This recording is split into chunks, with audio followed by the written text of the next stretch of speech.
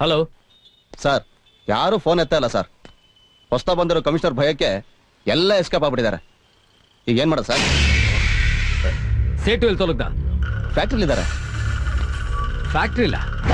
Hello Dayanand ji, foreign agreement sign ಆಯ್ತಾ?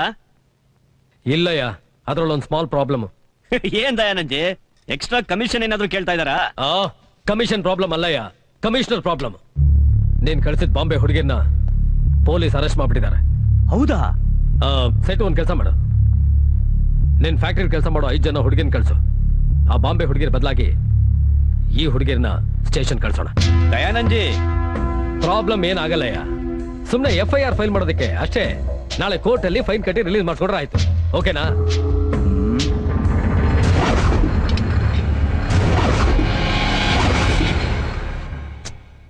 ಏನಯ್ಯ ಯೋಚನೆ ಮಾಡ್ತಿದೀಯಾ? ಡೋಂಟ್ ವರಿ ದಯಾನಂದ್ ಜಿ, ಎಲ್ಲ ಅರೇಂಜ್ ಮಾಡ್ತೀನಿ. Good good good good. ನಮ್ ಕ್ಯಾಚ್ ಬರ್ತಾನೆ, ಕ್ಯಾಚ್ ಮಾಡಿ ಕಳ್ಸು.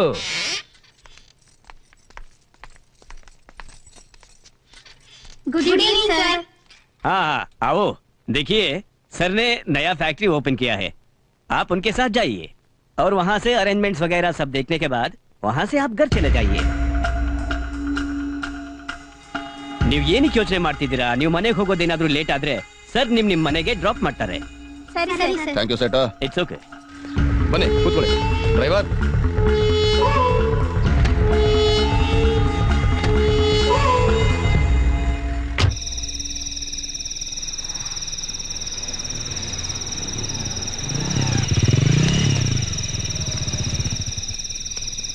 ಅಣ್ಣ, ದೊಡ್ಡ ದನಿಗಳು ಒಂದು ದಿನ ಸ್ಟೇಷನ್ ಮೆಟ್ಲು ಹತ್ತಿದವರಲ್ಲ.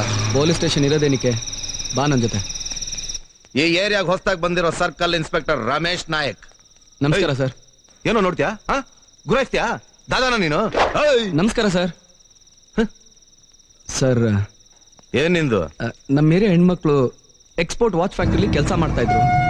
8 ಗಂಟೆಗೆಲ್ಲ ಮನೆಗೆ ಬಂದ್ಬಿಡ್ತಾ ಇದ್ರು. ಇವತ್ತು ಇಷ್ಟೊತ್ತಾದ್ರೂ ಬಂದಿಲ್ಲ.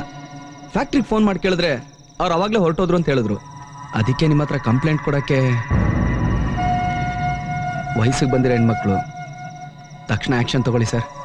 ಸರಿ, ಒಂದ್ ಕಂಪ್ಲೇಂಟ್ ಬರ್ಕೊಡು, ಬೆಳಗ್ಗೆ ನೋಡ್ತೀನಿ. ರೇ ರೈಟ್ರೇ ಸರ್, ಇವನ ಹತ್ರ ಒಂದ್ ಕಂಪ್ಲೇಂಟ್ ಬರ್ಸ್ಕೊಳ್ರಿ. ಸರಿ ಸರ್. ರೇ ಬನ್ರಿ ಇಲ್ಲಿ ತಗೊಳ್ಳಿ.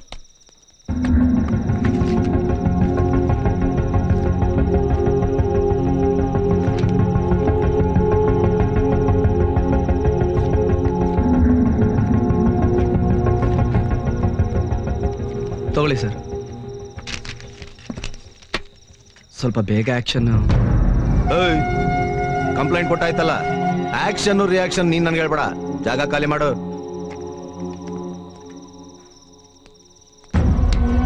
ಅಣ್ಣ ಅಣ್ಣ ಪ್ರಮಿಳಾ,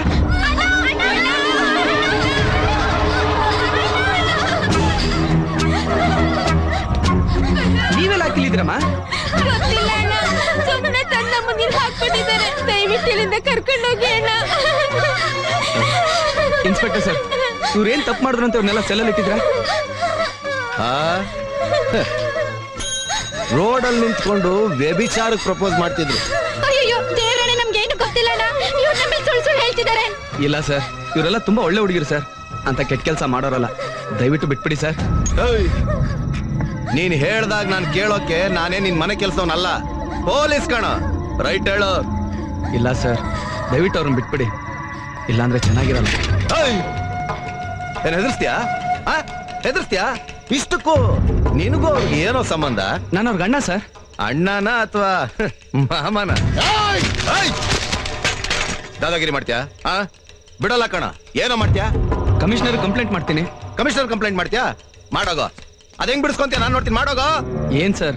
ಏನೋ ಹಾಗೆ ನೋಡ್ತೀಯಾ? ಏನ್ ಸರ್ ಹಿಂಗೆಲ್ಲ ಮಾತಾಡ್ತೀವಿ? ಸುಮ್ನೆ ಹೋದ್ರೆ ಸರಿ, ಇಲ್ಲಾಂದ್ರೆ ಒದ್ದು ಒಳಗಾಕ್ಬಿಡ್ತೀನಿ. ಸರ್, ನನ್ ಮಾತು ಕೇಳಿ ಸರ್. ನಿನ್ನ ಮಾತು ನಾನು ಕೇಳ.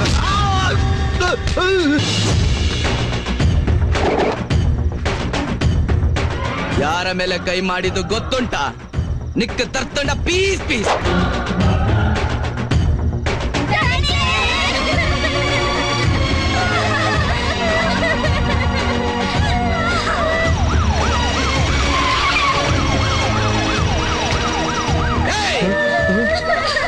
ಸರ್ ಬೇಡ ಸರ್, ಅವನ್ನ ಬಿಟ್ಬಿಡಿ. ಅವನಿಗೆ ನೀವ್ ಯಾರು ಗೊತ್ತಿಲ್ಲ ಸರ್.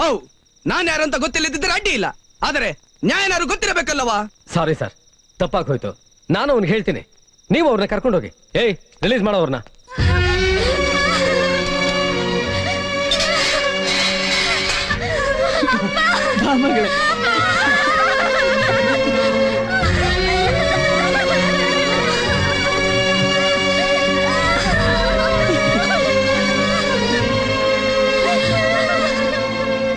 ರೇ, ಬುದ್ಧಿ ಇಲ್ವೇನ್ರಿ ನಿಮ್ಗೆ? ತಪ್ಪು ಮಾಡಿದವ್ರನ್ನ ಬಿಟ್ಬಿಟ್ಟು ಆ ಹುಡುಗಿರ್ ತಂದಿಟ್ಟಿದ್ದೀರಲ್ಲ. ಏಂಜಲ್ ಕಾಸ್ಗೋಸ್ಕರ ಡಿಪಾರ್ಟ್ಮೆಂಟ್ ಮರ್ಯಾದೆನೆ ತೆಗಿತೀರಲ್ಲ. Sorry sir.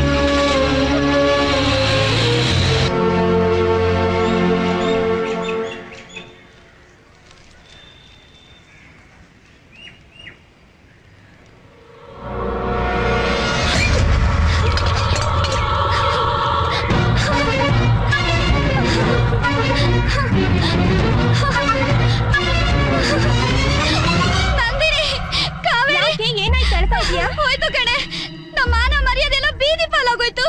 ಏನ್ ಹೇಳ್ತಿದ್ಯೆ? ಇಲ್ಲಿ ನೋಡ್ರೆ. ಅಯ್ಯೋ, ಇದನ್ನ ನೋಡಿದ್ರೆ ಅಪ್ಪ ಅಮ್ಮ ನೇಣ್ ಹಾಕೊಂಡು ಸತ್ತು ಹೋಗ್ಬಿಡ್ತಾರೆ ಕಣ್ರೆ. ಹೊರಗಡೆ ಹೇಗ್ರಿ ತಿರ್ಗಾಡೋದು? ಇದೆಲ್ಲ ಅಕ್ಕಪಕ್ಕದವ್ರಿಗೆ ಗೊತ್ತಾದ್ರೆ ಹೇಗ್ರೆ ಮುಖ ತೋರ್ಸೋದು?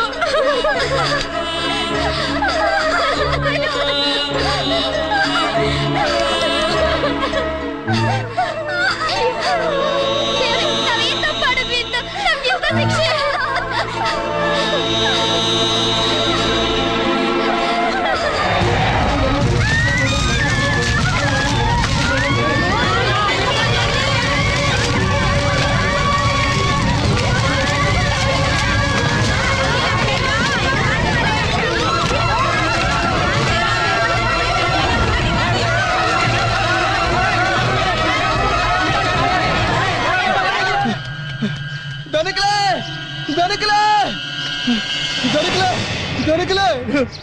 ರಾತ್ರಿ ಪೊಲೀಸ್ ಸ್ಟೇಷನ್ ಬರ್ತದ. ನಮ್ ಪೌಂಜೋಕ್ಲು ಪೂರ್ತಿ ಬೆಂಕಿ ಹಚ್ಕೊಂಡ್ರು ದನಕ್ಲೆ. ಎಲ್ಲ ಒಟ್ಟಿಗೆ ಸುಟ್ಟು ಅದ್ರ ದಾಂಡೆ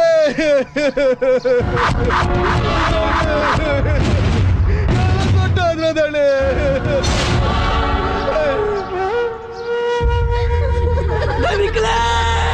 ನೋಡಿ ನನ್ನ ಮಗಳ ಸ್ಥಿತಿ ನೋಡಿ ದನಿಕ್ಲೆ.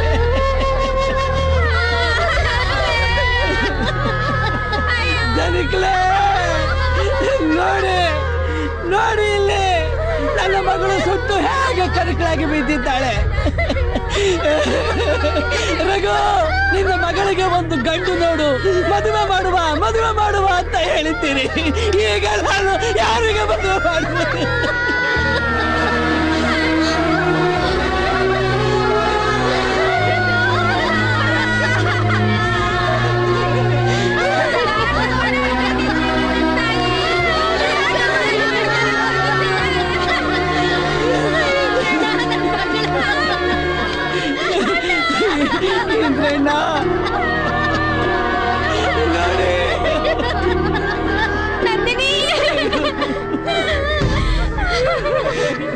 ಇದ್ರಲ್ಲಿ ನಮ್ದೇನು ತಪ್ಪಿಲ್ಲ ದಣಿಕ್ಲೆ.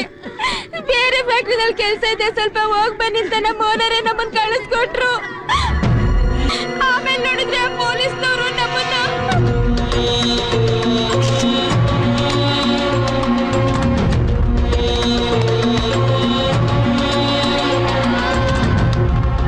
ಇಷ್ಟಕ್ಕೆಲ್ಲ ದಯಾನಂದ್ ಕಡೆಯವರು ಮತ್ತೆ ಪೊಲೀಸ್ನವರೇ ಕಾರಣ ದಣಿಕ್ಲೆ. ಆರೋಪಿ ದಯಾನಂದ್ ತನ್ನ ವ್ಯಾಪಾರದ ಅಭಿವೃದ್ಧಿಗಾಗಿ ಮತ್ತು ಸ್ವಾರ್ಥ ಸಾಧನೆಗಾಗಿ ಅನೈತಿಕ ಮಾರ್ಗವನ್ನು ಅನುಸರಿಸಿ ಪ್ರಮೀಳಾ, ಕಾವೇರಿ, ನಂದಿನಿ, ಜಮೀಲಾ ಮತ್ತು ಮಾರ್ಗರೇಟ್ ಎಂಬ 5 ಅಮಾಯಕ ಹೆಣ್ಣುಮಕ್ಕಳ ಮೇಲೆ ವೇಶ್ಯಾವಾಟಿಕೆಯ ಆರೋಪ ಹೊರಿಸಿ ಅವರನ್ನು ಪೊಲೀಸರು ಅಕ್ರಮವಾಗಿ ಬಂಧಿಸುವಂತೆ ಮಾಡಿ ಅದರಿಂದ ಮನನೊಂದ ಯುವತಿಯರು ಆತ್ಮಹತ್ಯೆ ಮಾಡಿಕೊಳ್ಳಲು ಪರೋಕ್ಷವಾಗಿ ಕಾರಣನಾಗಿರುವುದು ಸಾಕ್ಷ್ಯಾಧಾರಗಳಿಂದ ರುಜುವಾತಾಗಿರುವುದರಿಂದ ಐಪಿಸಿ ಸೆಕ್ಷನ್ 304 ಪ್ರಕಾರ ಆರೋಪಿಯನ್ನು ಅಪರಾಧಿ ಎಂದು ತೀರ್ಮಾನಿಸಿ ಘನ ನ್ಯಾಯಾಲಯವು 10 ವರ್ಷಗಳ ಕಠಿಣ ಶಿಕ್ಷೆಯನ್ನು ವಿಧಿಸಿದೆ. ಈ ಪ್ರಕರಣಕ್ಕೆ ಸಂಬಂಧಪಟ್ಟು ತಲೆತಪ್ಪಿಸಿಕೊಂಡಿರುವ ಆರೋಪಿಗಳಾದ ರತನ್ ಸೇಠ್, ಹರೀಶ್ ಮತ್ತು ಕ್ಯಾಟರಾಮ ಎಂಬ ಆರೋಪಿಗಳನ್ನು ಶೀಘ್ರವಾಗಿ ಬಂಧಿಸಿ ನ್ಯಾಯಾಲಯಕ್ಕೆ ಹಾಜರುಪಡಿಸಬೇಕೆಂದು ಪೊಲೀಸರಿಗೆ ನ್ಯಾಯಾಲಯವು ಆದೇಶಿಸುತ್ತದೆ.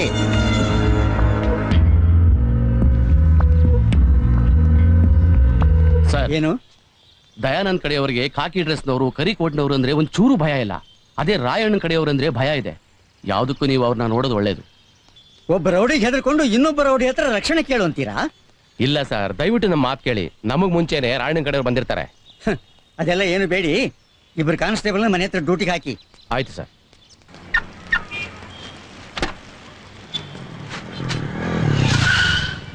ಸರ್, ಎಕ್ಸ್ಕ್ಯೂಸ್ ಮೈ.